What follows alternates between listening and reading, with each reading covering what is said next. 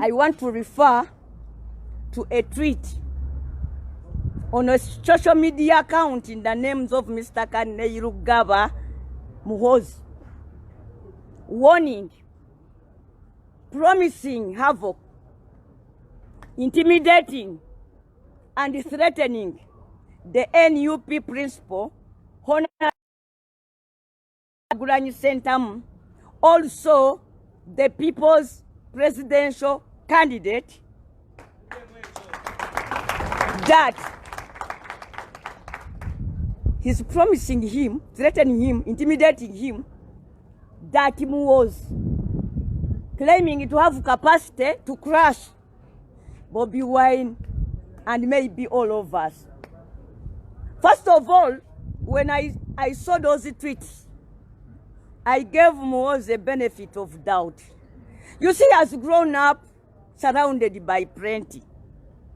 He has been taken to the best schools in the world. He's an LODU who got decorated with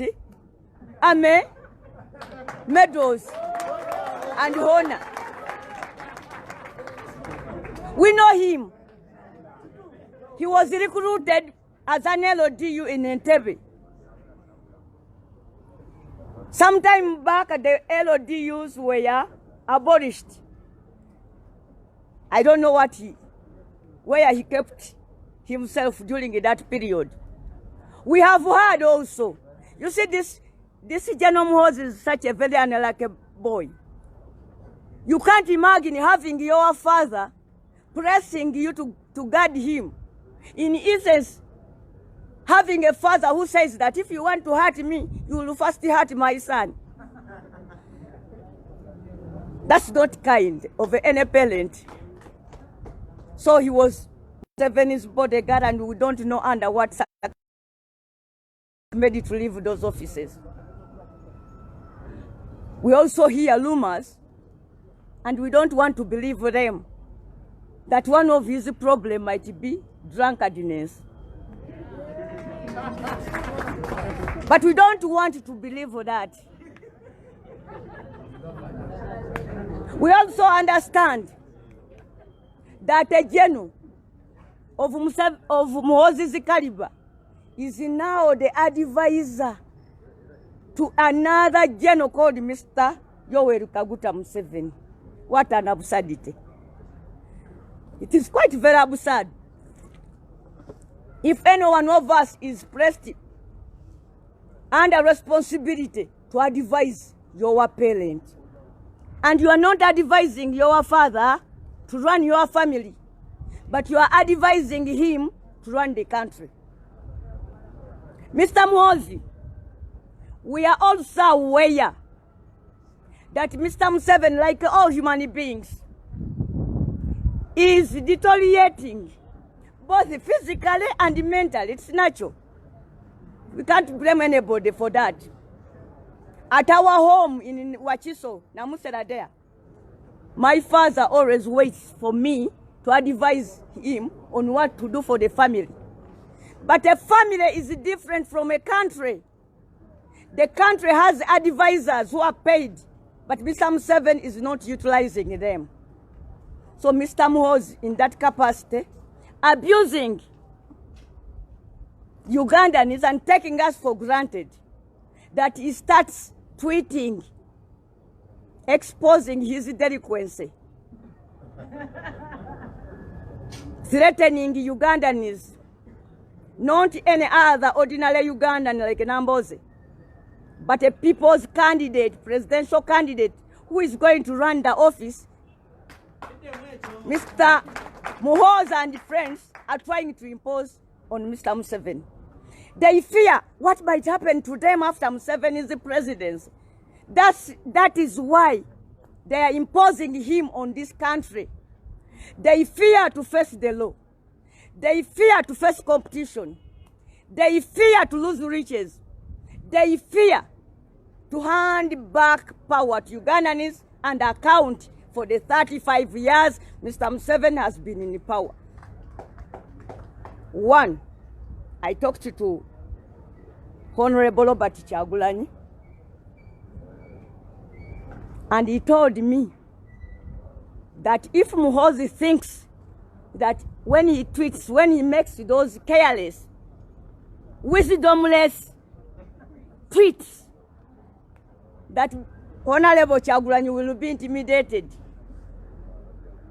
He sends him information that he is not intimidated.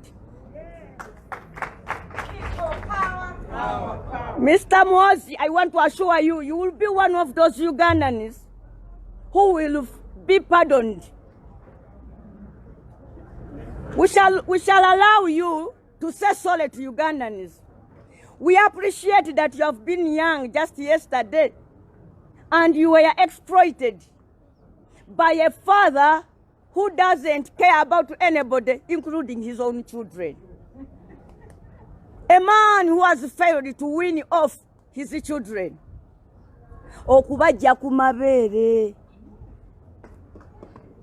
You see, even cocks are better at that.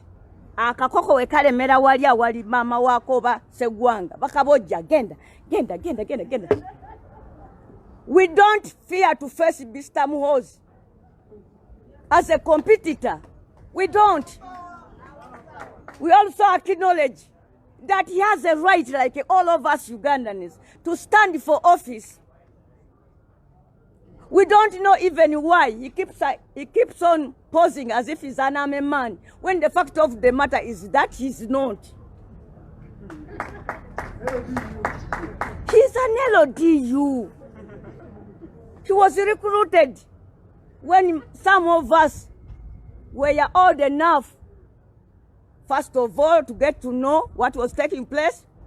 And like a brother Nambooze has told you, that we don't have the Braca book today, but we believe that we cannot be betrayed by our own memory. You are an LODU, Muhoozi.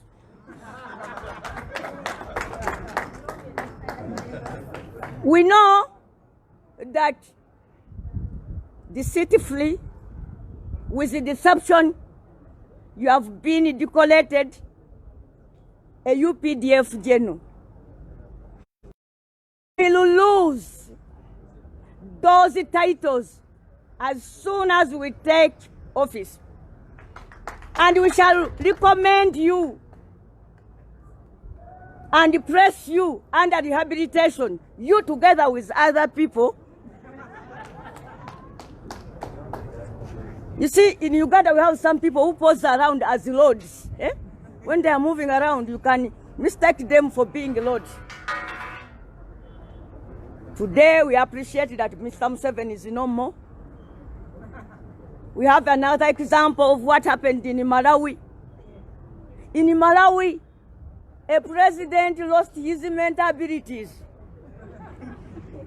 But he had a secretary, Mama Kazamira, who would get out, change government, appoint, disappoint people. It was after Uganda was taken out of power that the country got to know that Banange, do you know what? All along we have been dealing with Mama Kazamira. The president has no mental capacity to keep in that office. I'm not saying that Mr. Museveni has deteriorated to that level, but I believe he's on the way. I said this with great knowledge, because Mr. Museveni is as old as my father. And let me tell you, my father was a very clever man. But these days, he's a baby. At times I get telephone calls in Mukono. Nambooze, jango ogambe otwale daddy mudwali aganye okumire eddagala. Yangu wako. So my father at times refuses to take his medicine. He refers most of the very important decisions to me. Equally, Mr. Museveni is going through the same. You see, but for me, my father and I are doing this to our one family. But imagine a person who does not want to take medicine anymore being your president.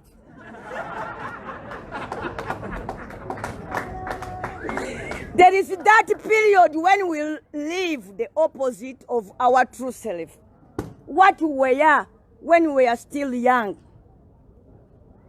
That period comes to every person who grows old. There are people like me who doesn't fear to say that I'm 51 years. Just because I have accountability for every year I've lived.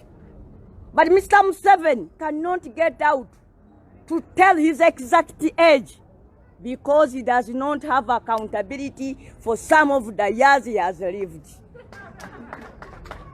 But for us who know, especially we women, we have the capacity to look at somebody's nose, eyes, and then tell how old you are. Aren't you 26? You are 26 years. You young lady. She's 26 years. I'm talking as a mother. In the same, using the same expertise. I know for sure, and many Ugandans know that Mr. Museveni is 80 years.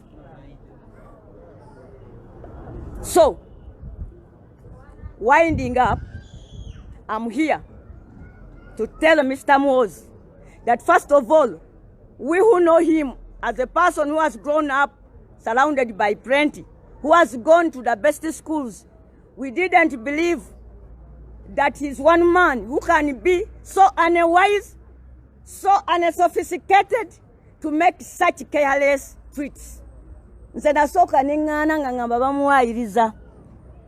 Kati bwe nategedde nti kituufu, I feel so sorry that a young man in whom Ugandans have invested a lot can turn out with such unbalanced mental display. Aswadde.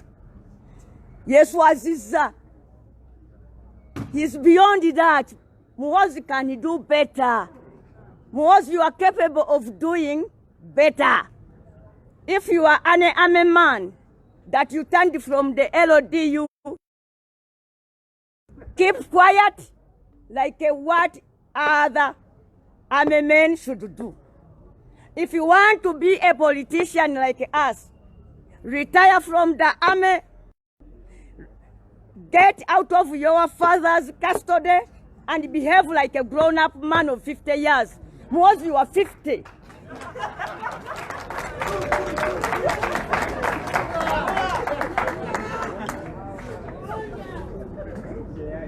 Basabo ne banyabo, ndi wano ku lwange nga memba atalina kifo kyonna kya bukulembeze mu NUP, era nyumirwa ennyo eddaala lyange eryo.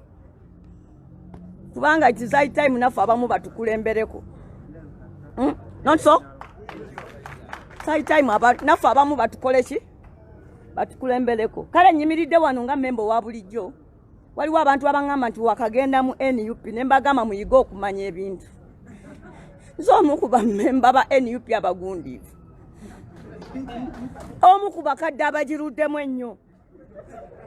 Kubanga olunaku lwe basooka ofulumya kaadi wano, nze we nafuna eyange.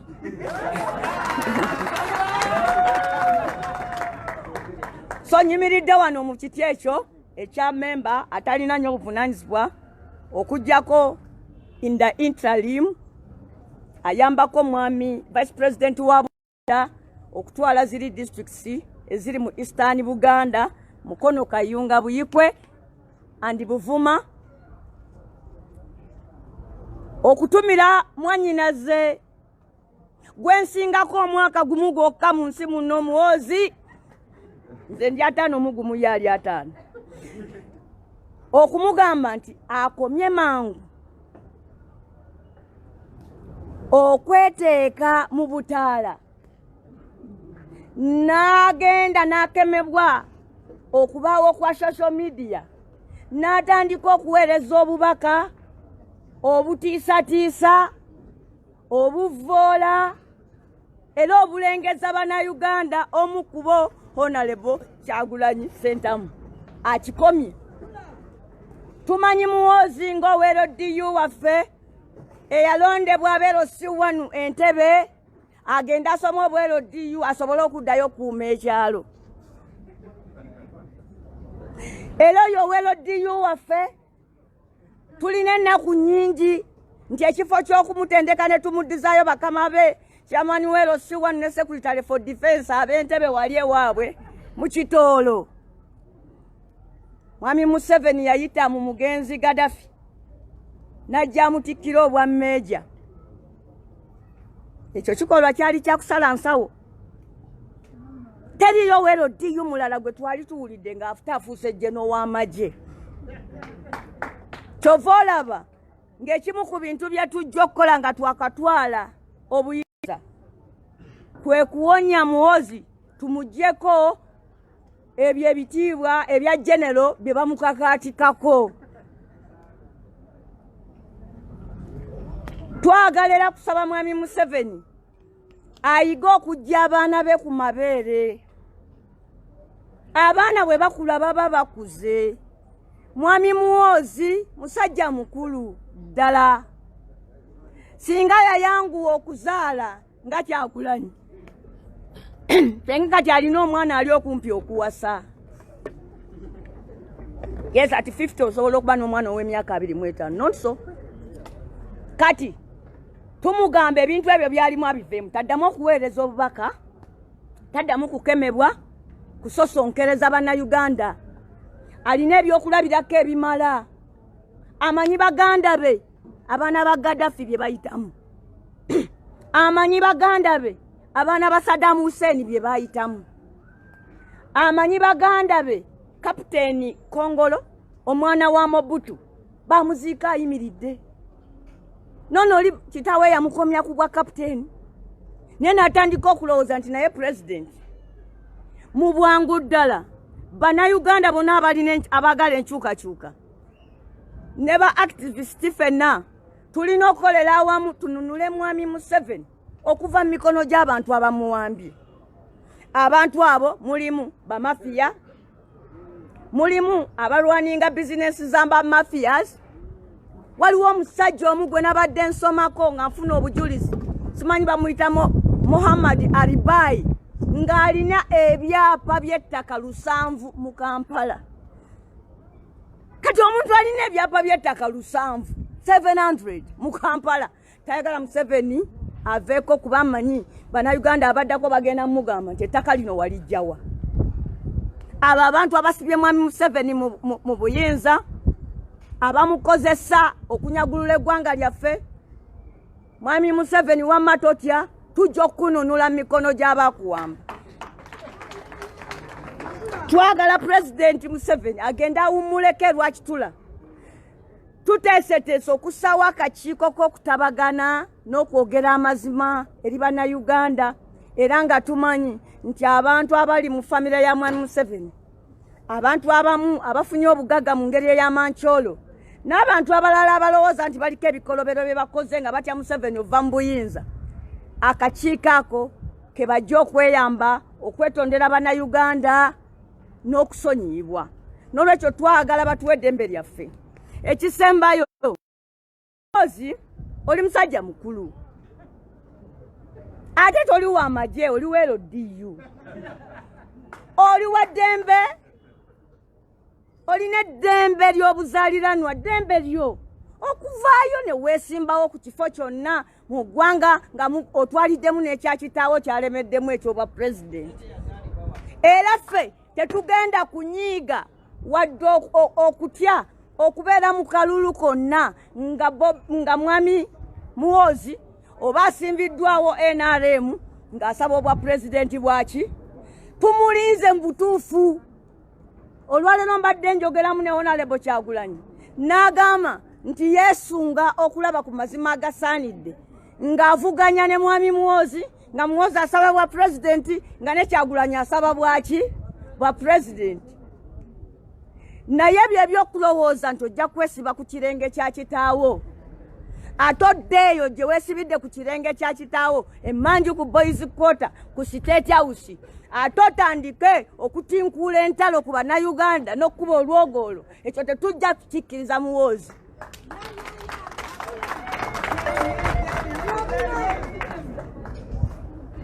Sembayo nga ntegeeza bana Uganda nti akalulu ko tekaliyo kali folos. Mr. Byabakama is organizing a false election. But we are going to show him that we have capacity to turn a false election into a liberation tool and do exactly the same thing to this chair. 7. Okumujjako entebe. Mwebale nnyo.